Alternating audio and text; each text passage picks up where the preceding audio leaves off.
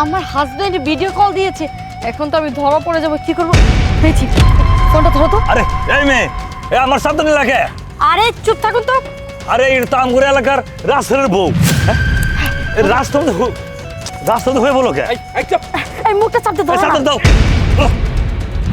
Hello baby. কি ব্যাপার, তুমি এখনো ঘুম থেকে উঠোনি? না বেবি, এখনো উঠিনি। আচ্ছা, কিন্তু বিছানার চাদরটা কেমন জানি অচেনা লাগছে। কোথায় তুমি? ও তোমাকে তো বলা হয়নি, আমি সকালে না মায়ের বাসায় এসেছি, তাই আর কি। মায়ের বাসায় বিছানার চাদরটা তো তোমার আর পরিচিত না। ও আচ্ছা, আচ্ছা ঠিক আছে, মাকে একটু দেখো। কি বলছো? তুমি তো জানোই যে মা পর্দা করে, মা তো কথা বলতে পারবে না। আচ্ছা ঠিক আছে, তোমার ছোট ভাই রাজু একটু ফোনটা দাও তো। রাজু? আসলে রাজু তো পিকনিকে গিয়েছে। আচ্ছা বেবি, তুমি কোথায় যাচ্ছ? তোমার কাঁধে ব্যাগ কেন?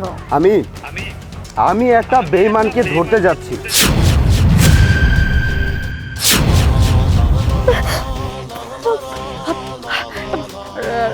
রাসেল, তুমি তুমি বাংলাদেশে কখন আসলে? কই, আমাকে তো কিছু জানালে না যে তুমি আসবে। আমি বাংলাদেশে আসবো কিনা সেটা জেনে তুমি কি করবে? আমার তো তোমার কোনো দরকার নেই, তাই না? এই নাটক করো তুমি আমার সাথে, ভালোই নাটক সাজিয়েছো। তুমি না বললে তুমি তোমার মায়ের বাসায়?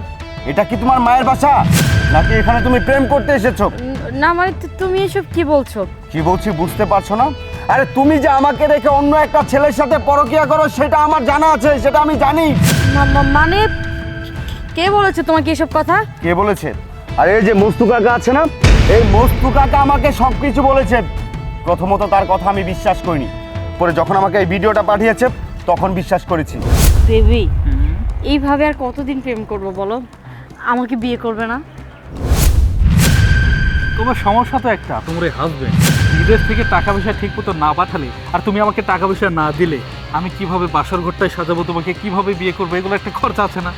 আমগুড়ের রাসেলের বউ না, সঙ্গে একটা ছেলে কি গুদুর গুদুর করে আলাপ করে, মনে পরকীয়া প্রেম করে, আর রাসেলের বিদেশ থেকে টেয়া পড়াইছে সব কিছু এই ছেলেরে খাওয়াবো না, যেমন ভিডিও করতে হবো।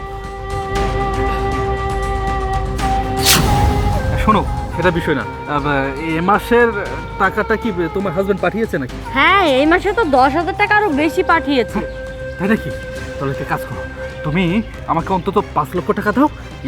তোমার হাজবেন্ড আসার একদিন আগেই আমি তোমাকে নিয়ে ওই টাকা দিয়ে বিমান দিয়ে ফুরত করে উড়ে যাব।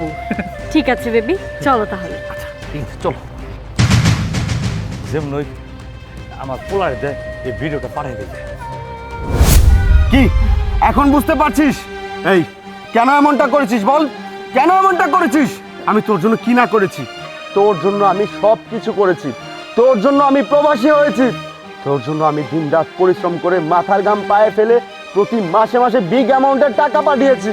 আর সেই টাকা দিয়ে তুই তোর বয়ফ্রেন্ডকে নিয়ে ফুর্তি করেছিস। শুধুমাত্র তোর জন্য আর আমাদের ভবিষ্যৎ প্রজন্মের জন্য আমি এত কিছু করেছি, আর তুই কিনা আমাকে ঠকালি। বল কেন করেছিস এমনটা, বল। করবো না কি করবো? হ্যাঁ, তোমাকে আমি কতবার বলেছি দেশে চলে আসো, দেশে চলে আসো, তুমি আমার কোনো কথাই শোনোনি। টাকা পয়সা দিয়ে কি সব সুখ হয়? আমারও তো একটা চাহিদা আছে, সেই জিনিসটা তুমি ভুলেই গিয়েছিলে। আরে বাহ, যার জন্য করলাম চুরি সে বলে চুর।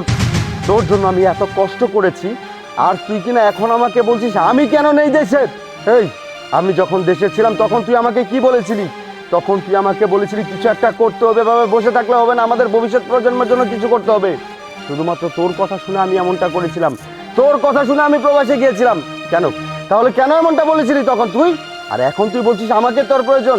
ঠিক আছে, তুই যেহেতু আমাকে ভালোবাসিসই না, তুই যেহেতু এই ছেলেটাকে ভালোবাসিস, তাহলে একটা কাজ কর, তুই সারাটা জীবন তোর পরকীয়া প্রেমিকের সাথেই থাক, ওর সাথে থাকতেই তোর ভালো লাগবে। তোকে আমি ডিভোর্স দিব। রাসেল, তুমি এটা কি বলছো? দেখো, আমি তোমার সাথে থাকতে চাই, তুমি আমাকে ডিভোর্স কেন দিবে? দেখো প্লিজ, তুমি আমাকে মাফ করে দাও। চুপ, একদম চুপ। আর একটা কথাও তুই বলবি না।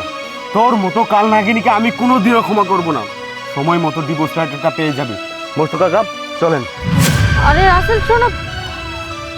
লিটু, ভালোই হয়েছে বলো, আমাদের পথের কাঁটা দূর হয়ে গিয়েছে।